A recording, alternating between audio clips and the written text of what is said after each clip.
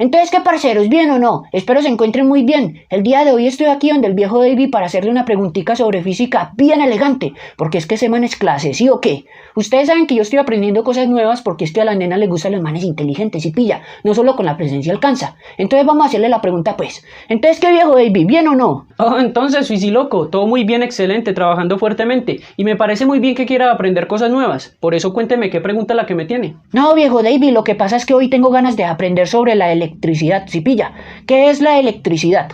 Muy buena pregunta, Fisiloco. Resulta que los átomos que constituyen la materia están a su vez compuestos por partículas más pequeñas, electrones, protones y neutrones. En especial los electrones y los protones poseen una propiedad esencial conocida como carga eléctrica, la cual genera fuerzas de atracción y repulsión entre partículas cargadas. Además, la carga eléctrica la hay de dos tipos, positiva y negativa. Los electrones poseen la carga elemental negativa y los protones la carga elemental positiva. Resulta que las cargas iguales, es decir, positivo y positivo o negativo y negativo, se repelen y las cargas opuestas se atraen. Uy, viejo David, por eso el dicho de que polos opuestos se atraen, ¿sí o qué? Más o menos, Fisiloco, aunque se refieren más bien a los polos magnéticos de un imán. Más adelante hablaremos de eso.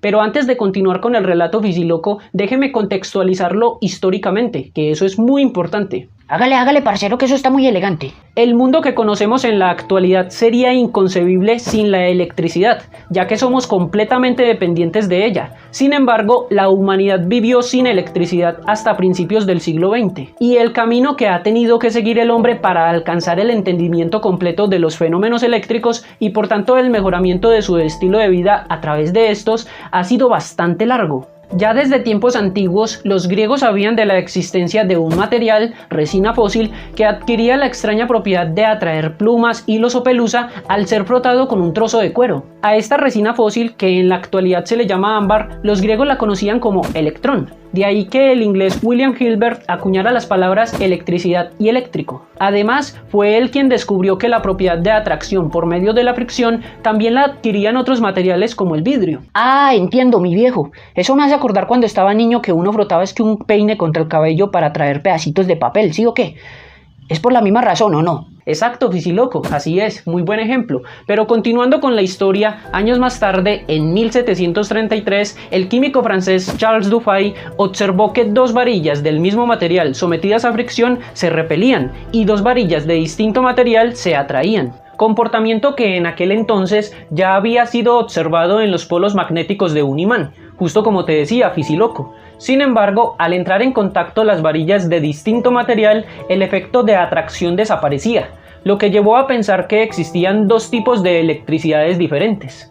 Por ello, el político y científico estadounidense Benjamin Franklin introdujo las expresiones de carga positiva y carga negativa. Su razonamiento consistía en que al frotar una varilla de vidrio, la electricidad fluía hacia esta, lo que la cargaba positivamente, en tanto que al frotar una varilla de ámbar, la electricidad escapaba de esta, lo cual la cargaba negativamente. Por lo que si ambas varillas de carga opuesta entraban en contacto, la carga fluía de la positiva a la negativa hasta alcanzar un equilibrio, la neutralidad. Qué interesante, viejo David. Pero esa electricidad de la que usted está hablando, que carga las cosas y que ¿qué vendría siendo exactamente? Buena pregunta, Fisiloco. Recordemos que los electrones tienen carga negativa. Entonces, hoy en día se sabe de una manera más precisa que en el proceso de frotación existe una transferencia de electrones entre materiales, que carga negativamente al material que los recibe y positivamente al material que los cede, ya que el primero gana cargas negativas y el segundo las pierde. Pero siguiendo adelante con la historia, en el año 1785, el físico francés Charles Coulomb describió matemáticamente la atracción y repulsión entre cargas,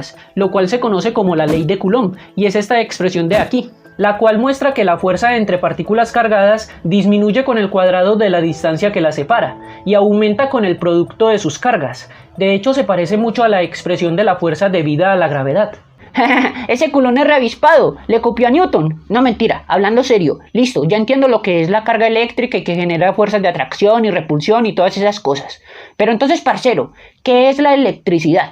Listo, Fisiloco, para allá iba. La electricidad viene siendo el conjunto de todos los fenómenos físicos que involucran la presencia o el flujo de cargas eléctricas. Como por ejemplo, la muy conocida corriente eléctrica que tanto nos facilita la vida en nuestros hogares, la cual consiste en el desplazamiento o flujo de cargas eléctricas. Por lo general, dicho flujo se da en el interior de materiales llamados conductores, donde algunos electrones no están unidos a los núcleos atómicos y son libres de desplazarse a través del material. Sin embargo, la corriente eléctrica no siempre se debe al movimiento de electrones en un conductor. Técnicamente, cualquier tipo de carga en movimiento constituye una corriente eléctrica. Este es un fenómeno muy importante, ya que la mayoría de las aplicaciones prácticas de la electricidad se deben a este flujo de cargas. Por poner un ejemplo sencillo, la generación de luz y calor a través de una bombilla sacando provecho del efecto Joule.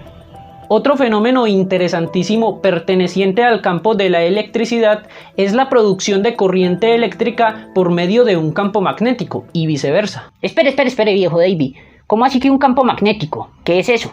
Fisiloco, de una manera muy básica, un campo magnético es lo que produce, por ejemplo, un imán en el espacio que lo rodea, lo cual genera fuerzas de atracción y repulsión. Más adelante mencionaremos también un campo eléctrico que es muy similar, pero en este caso es lo que produce una carga eléctrica en su entorno. Ah, listo, parce, ya entiendo. Sí, listo. Pues resulta que un campo magnético variable en el tiempo produce una corriente eléctrica, lo cual es descrito por la ley de inducción de Faraday, y una corriente eléctrica produce un campo magnético siguiendo la ley de Ampère. Ley de Ampère que luego pasaría a llamarse ley de Ampère-Maxwell cuando este último la ampliara al incluir como un campo eléctrico cambiante también genera un campo magnético. Y de hecho, ambas leyes, la de Ampère-Maxwell y la de inducción de Faraday, constituyen la razón de ser de las ondas electromagnéticas. ¡Uy, qué calidad, viejo Davy! Ahora estoy entendiendo todo. Las ondas electromagnéticas, o sea, la luz. Exacto, Fisiloco. Pero recordemos que la luz solo constituye una pequeñísima parte de toda la diversidad de ondas electromagnéticas existentes en el universo. Solo es la parte que podemos ver. Ah, listo, elegante. Bueno, pero una última preguntita, ¿sí o qué? Hágale, Fisiloco. El otro día que estaba charlando con una nena, comenzó a llover re duro y de un momento a otro comenzaron a caer rayos y pilla. Entonces ella, me preguntó que por qué pasaba eso, ¿cierto? Que por qué caen los rayos. Y pues yo la verdad sabía que eso tiene que ver con la electricidad y todas esas vueltas, pero pues la verdad en ese momento no supe qué decirle. Entonces, viejo Davy, aprovechando que estamos aquí hablando de estas cosas y que usted es un man clase, me gustaría que me explicara por qué caen los rayos o a qué se deben los rayos. Listo, Fisiloco, esa es otra excelente pregunta. Resulta que en su empeño por comprender mejor la electricidad, los científicos del siglo XVIII realizaron múltiples experimentos donde pudieron notar que existían ciertos materiales como los metales en los que la electricidad fluía libremente. Como ya lo mencionamos, estos materiales reciben el nombre de conductores. Sin embargo, también encontraron que existían otros materiales como el vidrio en los que sucedía todo lo contrario. En ellos la electricidad no fluía fácilmente. Dichos materiales se los conoce como aislantes. De esta manera se les ocurrió que podían sacar provecho de estas propiedades para capturar y almacenar carga y por tanto energía eléctrica. Para ello era necesario acumular de manera gradual una gran cantidad de carga eléctrica en un conductor, para luego aislarlo con un material aislante, fuera vidrio o incluso una capa de aire, y así evitar la pérdida de la carga. Hoy en día a un dispositivo de esta naturaleza se le conoce como condensador o capacitor. Así, en 1745 se ideó el primer tipo de condensador existente, la botella de Leyden, la cual consistía precisamente en una botella recubierta interna y externamente por un material conductor que se cargaba por medio de una varilla metálica que atravesaba el tapón, donde el cristal de la botella actuaba precisamente como el material aislante que permitía almacenar la carga. Una botella de Leyden muy cargada producía una serie de chasquidos y chisporroteos que en aquella época era todo un espectáculo de ver. Pero lo más interesante de la botella de Leyden es que ayuda a explicar fenómenos muy importantes como los rayos presentes en una tormenta eléctrica. Ah, ya entiendo, parcero. Yo sí decía, pero ¿esto qué tiene que ver con la pregunta que hice? Exacto, Fisiloco, para allá vamos. Cuando los electrones se encuentran inmersos en un campo eléctrico como el existente entre las envolturas metálicas cargadas de la botella de Leyden, por la fuerza eléctrica, estos tienden a moverse hacia zonas de menor densidad de carga electrónica, es decir, en contra del campo eléctrico. Si el mencionado campo eléctrico se vuelve cada vez más intenso, llegará un momento en el que la fuerza será tan grande que los electrones vencerán incluso la oposición del material aislante entre las placas, produciendo una chispa de luz junto con un chasquido al atravesarlo.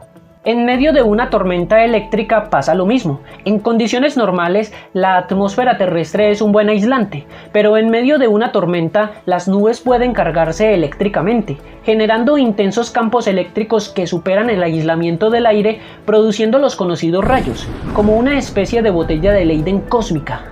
Y por último, mencionar que el destello de luz que se produce se debe a la radiación que resulta de las colisiones de los electrones con las moléculas del aire, y el estruendo, es decir el trueno, lo origina la expansión del aire por el que pasa el rayo al calentarse súbitamente. Uy, listo, mi viejo. Ahora sí, cuando vea a la nena que me hizo la pregunta le voy a decir, mi amor, ¿sabe qué? Ahora sí sé por qué se producen los rayos. Gracias, viejo David. De nada, Fisiloco, qué bueno que haya aprendido algo nuevo hoy y que se esté interesando por este tipo de temas. Ya sabe que cualquier pregunta que tengan me la puede hacer. Y ustedes, recuerden que pueden apoyar la página a través de los cursos de física universitaria. El enlace lo dejo en la descripción de este video. Si quieres ver más videos como este, puedes seguirme en las redes sociales como Locos por la Física. Y como siempre digo, nos vemos en la próxima para una dosis de más ciencia.